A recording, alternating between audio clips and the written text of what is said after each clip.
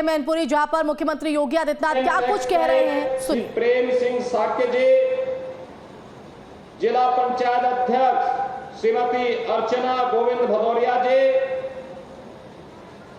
आज के इस कार्यक्रम में उपस्थित पूर्व सांसद श्री रघुराज सिंह साक्य जी, पूर्व विधायक श्री अशोक चौहान जी, पूर्व विधायक और डीसीबी चेयरमैन श्री नरेंद्र सिंह जी, पूर्व जिला पंचायत अध्यक्ष के प्रतिनिधि श्री अनुजेश प्रताप सिंह जी,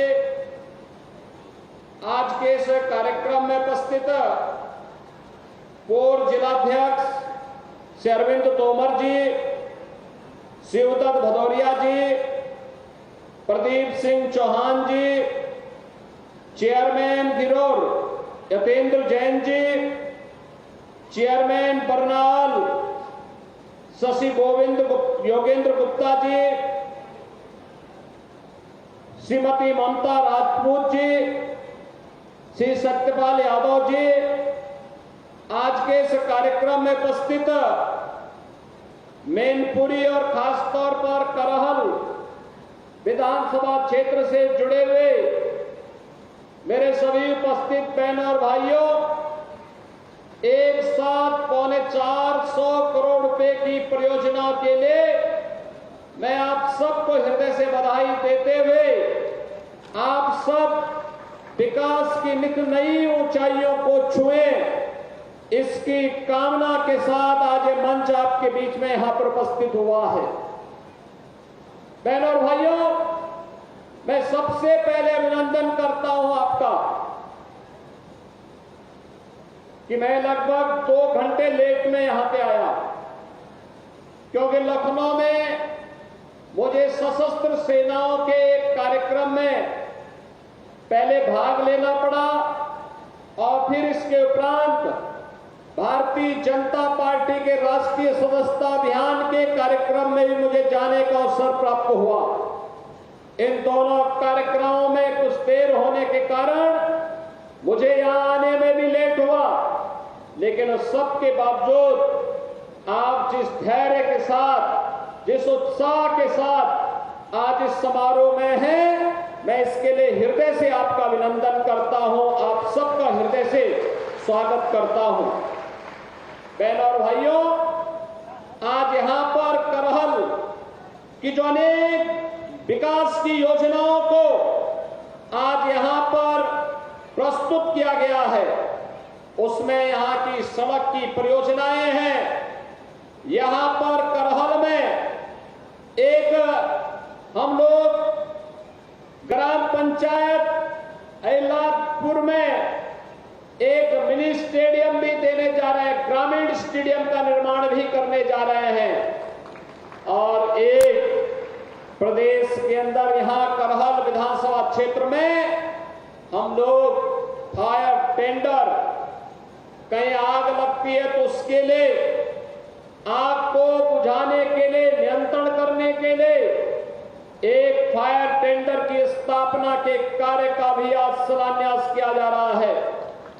विकास के जितनी भी परियोजनाएं हैं जिनका लोकार्पण हो रहा है या जिनका शिलान्यास किया जा रहा है, इन सभी योजनाओं के लिए मैं मैनपुरी जनपद और खासतौर पर करहल विधानसभा क्षेत्र के आप सभी मतदाताओं को, यहाँ के नागरिकों को हृदय से बधाई देता हूं, अपनी शुभकामनाएं देता हूं।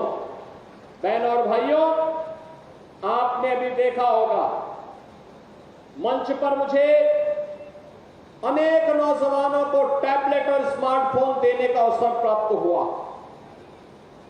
इसके साथ ही आपने देखा होगा आधी आबादी का नेतृत्व करने वाली महिला स्वयंसेवी समूह को भी सरकार के द्वारा प्रदान किए जाने वाले सहयोग के चेक की डमी कॉपी उन्हें प्रदान करने का मुझे अवसर प्राप्त हुआ।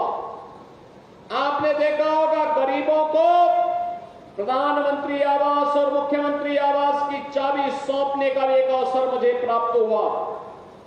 और एक सप्ताह पहले यही मंच और हमारे डिप्टी सीएम श्री ब्रजेश पाठक जी भी यहाँ आए थे करहल में रोजगार मेला, टैबलेट वितरण, ऋण वितरण के बड़े कार्यक्रम को उन्होंने उद्घाटन किया था। हजारों नौजवानों को रोजगार मिला था, हजारों नौजवानों को उद्यम लगाने के लिए ऋण दिया गया था और हजारों नौजवानों को टैबलेट और स्मार्टफोन वितरण करने का कार्य भी किया गया था। मैं पूछना चाहता हूं बहनों और भाइयों, मैनपुरी जो कभी वीवीआईपी जनपद माना जाता था, लेकिन विकास के कार्य में क्यों पिछड़ गया? मैनपुरी तो हमारे ऋषियों की धरती रही है, मयन ऋषि से जुड़ी हुई धरती रही है, मार्कंडे ऋषि से जुड़ी हुई धरती रही है।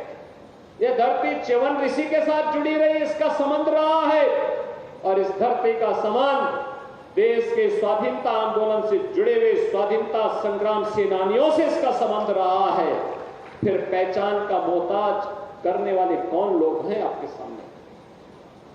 ये वही लोग हैं जिन लोगों ने आपके सामने जो पहचान का संकट खड़ा किया, आपके सामने पहचान का संकट खड़ा किया, प्रदेश के सामने, उनके सामने अपने अस्तित्व का संकट खड़ा किया। इन लोगों ने सामाजिक ताने बाने को छिन्न भिन्न किया, अराजकता और गुंडागिर्दी इनके डीएनए का हिस्सा है और प्रदेश में इनका मॉडल देखना है तो मॉडल इनका विकास का नहीं है। ये लोग विकास का नहीं, विकास के कार्यों में लूट मचाने वाले लोग हैं। आपने इनके कारनामों को देखा होता, इनका कारनामा वही है जो अयोध्या में एक निषाद बेटी के साथ समाजवादी पार्टी के नेता के द्वारा किया गया था। इनके घिनौने कृत्य वही है जो लखनऊ में एक बेटी को कैसे इन लोगों के द्वारा गिराया जाता है, ये इनका चेहरा है। और इनके वास्तविक कारनामे देखने हो तो कन्नौज में घटित घटना और नवाब ब्रांड ये समाजवादी पार्टी का वास्तविक चेहरा है।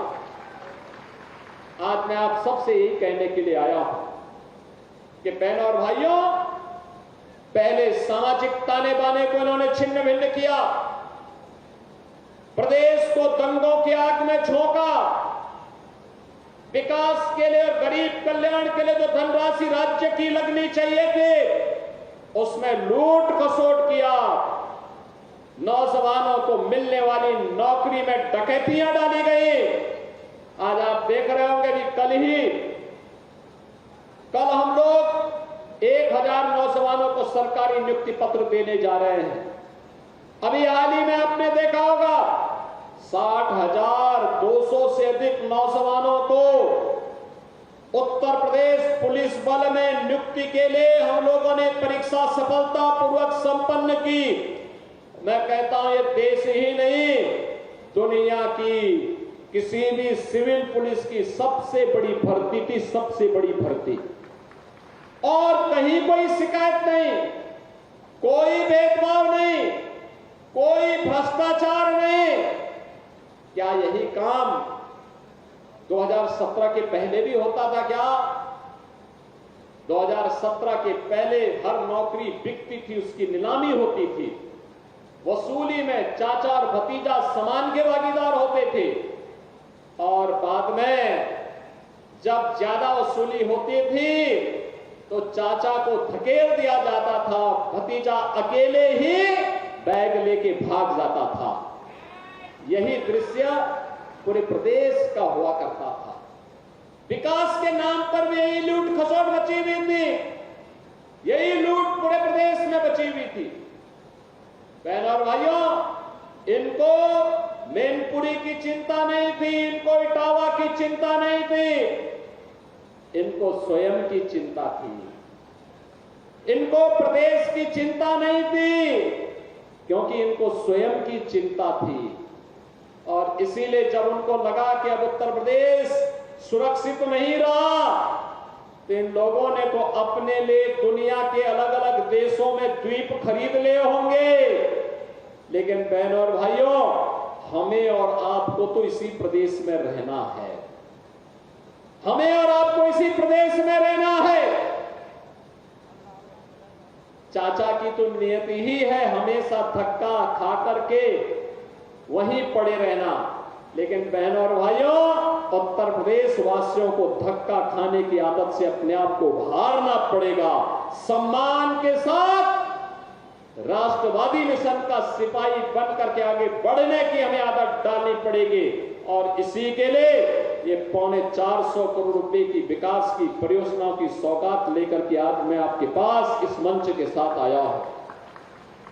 मैं आप सबका आह्वान करूंगा, आज तो प्रदेश में दंगा नहीं होता, आज तो प्रदेश में गुंडागर्दी नहीं होती, आज तो प्रदेश में किसी बेटी का अपहरण नहीं होता, आज तो प्रदेश में किसी किसान की जमीन पर कोई कब्जा नहीं करता है, आज तो किसी व्यापारी का अपहरण नहीं होता है, आज तो बेटी की इज्जत के साथ कोई खिलवाड़ करने का तो साहस करेगा तो उसे मालूम है कि उसके इस दुस्साहस की क्या कीमत उसे चुकानी है।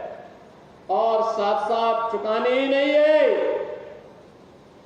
आने वाली 7 पीढ़ियां फिर कभी भी कोई ऐसी हरकत करने की जरूरत नहीं करेगा।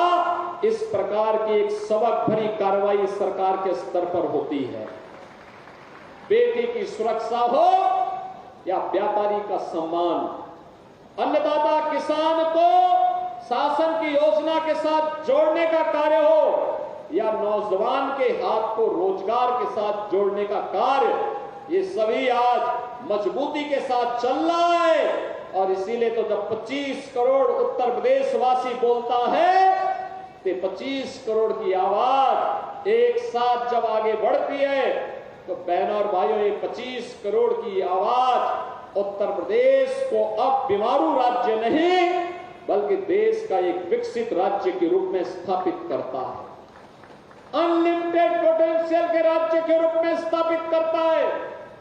आज उत्तर प्रदेश विकास के नित नए मॉडल प्रस्तुत कर रहा है, सुरक्षा का मॉडल प्रस्तुत कर रहा है, नौजवानों के लिए स्टार्टअप का मॉडल प्रस्तुत कर रहा है। याद करिए 2017 के पहले कोई उत्तर प्रदेश में नहीं आता था। हमने इन 7.5 वर्षों में आपके आशीर्वाद से और प्रधानमंत्री मोदी जी के मार्गदर्शन में 6.5 लाख नौजवानों को सरकारी नौकरी दी, 2 करोड़ से अधिक नौजवानों को निजी क्षेत्र में निवेश के माध्यम से सरकारी निजी क्षेत्र में उन्हें नौकरियां उपलब्ध करवाई और 60 लाख से अधिक व्यापारियों को और युवाओं को अपना स्टार्टअप और उद्यम स्थापित करने के लिए स्वतः रोजगार के साथ जोड़ने का काम हुआ। बहनों और भाइयों, इससे पहले उत्तर प्रदेश में निवेश के अनुकूल माहौल नहीं था। जब व्यक्ति ही सुरक्षित नहीं तो पूंजी कहां से सुरक्षित होती। लेकिन आज व्यक्ति भी सुरक्षित है, पूंजी भी सुरक्षित है, आज बेटी भी सुरक्षित है, व्यापारी भी सुरक्षित है, आज अन्नदाता किसान का भी सम्मान है, नारी सशक्तिकरण के लिए भी कार्य है और युवाओं को भी सम्मान प्राप्त हो रहा है। और उसी अभियान के क्रम में आज एक बार फिर से मात्र 1 सप्ताह में ही पूरी सरकार आपके द्वारा ये आपसे कहने के लिए कि विकास की इस प्रक्रिया में अब जाति के नाम पर विभाजित होने की आवश्यकता नहीं, विकास की इस प्रक्रिया के साथ जुड़ने की आवश्यकता है जिससे आप भी विकास कर सके, मैनपुरी भी विकास कर सके, करहल भी विकास कर सके, यहां का नौजवान भी, यहां का अन्नदाता किसान भी, यहां का व्यापारी भी और यहां की नारी भी विकास की प्रक्रिया में जैसे किसी वाहन के 4 पहिया होते हैं, एक साथ मिलकर के चलती है तो गाड़ी की स्पीड बढ़ती है, ऐसे ही 4 मजबूत आधार स्तंभ बन करके मैनपुरी को भी विकास की प्रक्रिया के साथ जोड़ने के इस क्रम में हम सबको सहभागी बनना पड़ेगा। बहनों और भाइयों, आज प्रदेश बदल चुका है, याद करिए 2017 के पहले मैनपुरी के वो लोग जब यूपी के बाहर जाते थे, लोग शक की निगाहों से देखते थे, सम्मान नहीं था, लोग भय और दहशत में बोलते थे कि वे कहां से आ गए। होटल की बात तो दूर, धर्मशाला में भी कमरा नहीं मिल पाता था। बहनों और भाइयों, आज आपके सामने पहचान का संकट नहीं है। भारतीय जनता पार्टी की डबल इंजन सरकार ने जो कहा सो करके दिखाया। हमने कहा था अपराध और अपराधियों के प्रति जीरो टॉलरेंस की नीति के तहत कार्य करेंगे, आज आपको ये दिखाई दे रहा होगा। हमने कहा था कि प्रदेश को निवेश का ड्रीम डेस्टिनेशन बनाएंगे, आज 40 लाख करोड़ रुपए का निवेश इसका उदाहरण है। हमने कहा था कि हम लोग उत्तर प्रदेश को इंफ्रास्ट्रक्चर का मॉडल खड़ा करेंगे, आज एक्सप्रेसवे, हाईवे और inter state connectivity, air connectivity इसका उदाहरण है। हमने कहा था उत्तर प्रदेश में देश का सबसे अच्छा निवेश करवाएंगे, 40 लाख करोड़ रुपए के निवेश आज उत्तर प्रदेश के अंदर होने जा रहे हैं। बहनों और भाइयों, हम लोगों ने कहा था कि उत्तर प्रदेश को देश की अग्रणी अर्थव्यवस्था बनाएंगे। 17 में हम लोग आए थे, 7वीं बड़ी अर्थव्यवस्था थी, आज उत्तर प्रदेश देश की नंबर 2 की अर्थव्यवस्था है और अगले 3 से 4 वर्ष में इसे देश की नंबर 1 की अर्थव्यवस्था बनाना है, जिससे हर चेहरे पर खुशहाली लाई जा सके, हर नौजवान के हाथ को काम दिया जा सके। हमने कहा था कि हिंदुओं की आस्था का सम्मान करेंगे। आज आप देख रहे होंगे काशी में काशी विश्वनाथ धाम है, आज आप देख रहे होंगे अयोध्या में रामलला का भव्य मंदिर का भी निर्माण हो गया है। अब इसमें कोई संदेह है क्या? कोई संदेह है क्या अयोध्या के मामले में? काशी के मामले में कोई संदेह है क्या? और मथुरा वृंदावन में भी कार्य युद्ध स्तर पर आगे बढ़ रहा है, विकास के कार्य नए सिरे से आगे बढ़ रहे हैं। ये समाजवादी पार्टी की सरकार थी तो ये तो जन्माष्टमी के अवसर पर इन्होंने भगवान कृष्ण की जन्माष्टमी के आयोजन पर रोक लगा दी थी, नहीं मनने दी थी, क्योंकि जन्माष्टमी में परित्राणाय साधुनाम विनाशाय च दुष्कृताम का उद्घोष करने वाले श्री कृष्ण भगवान के द्वारा इस उद्घोष से कुछ लोगों को परेशानी होती थी, इसलिए समाजवादी पार्टी के सरकार में उनके नेताओं ने बैन कर दिया था। जब मैं आया था 2017 में सरकार में आया तो बहनों और भाइयों, मैंने कहा भी जन्माष्टमी में क्या आयोजन होता है? लोगों ने कहा कोई आयोजन नहीं होता।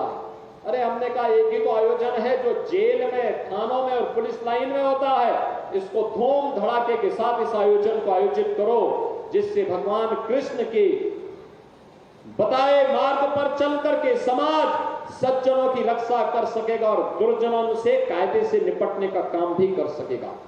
और बहनों और भाइयों, आज मुझे बताते हुए प्रसन्नता है, जन्माष्टमी का आयोजन पूरी भव्यता के साथ सभी 1585 थानों में, 75 जनपदों में, सभी जेलों में और निजी आयोजन के अवसर पर भी हर गांव, हर शहर में कहीं झांकी निकल रही है, कहीं शोभा यात्रा निकल रही है, कहीं डोल यात्रा निकल रही है, पूरी भव्यता के साथ आयोजित हुआ। पर्व और त्योहार का क्या महत्व होता है, यह भारत के अंदर आकर के लोग देखें। भारत की विविधता, भारत के अंदर पर्व और त्योहारों की परंपरा इसका उदाहरण है और यह भारत की पहचान भी है। उस पहचान को बनाए रखने के लिए सरकार के स्तर पर प्रयास हो रहे हैं, नए नए अभियान चल रहे हैं। और आज मैं आपको यही आश्वस्त करने के लिए आया हूं कि बहनों और भाइयों, सरकार विकास के साथ भी आपको जोड़ना चाहती है, सरकार नौकरी और रोजगार के साथ भी जोड़ना चाहती है, सरकार हर तबके के उत्थान के लिए कार्य करने के लिए पूरी तत्परता के साथ कार्य कर रही है। आप भी भारतीय जनता पार्टी की डबल इंजन सरकार के इस अभियान का हिस्सा बने, इसके लिए आज मैं आपके पास आया हूं। आज के इस अवसर पर आपको मैं एक बार फिर से जो 450 करोड़ रुपए की परियोजनाओं की सौगात आज मैनपुरी वासियों को, खासतौर पर कराल विधानसभा क्षेत्र वासियों को प्राप्त हो रही है, जिसमें सड़क का भी है, पेयजल का भी है, स्कूल का भी है, स्वास्थ्य सेवाओं का भी है, स्टेडियम का भी है और अन्य अग्निशमन केंद्र का भी है। इन सब की एक बार फिर से हृदय से बधाई देते हुए आप सबके प्रति मैं अपनी शुभकामनाएं देता हूं और विश्वास व्यक्त करता हूं कि आप सबका आशीर्वाद भारतीय जनता पार्टी को अनवरत प्राप्त होता रहेगा। इस विश्वास के साथ आप सबके प्रति मेरी मंगलमय शुभकामनाएं हैं। धन्यवाद। जय हिंद। न्यूज नेशन अब व्हाट्सएप पर खबरों की ताजा अपडेट के लिए न्यूज नेशन के इस QR कोड को स्कैन करें।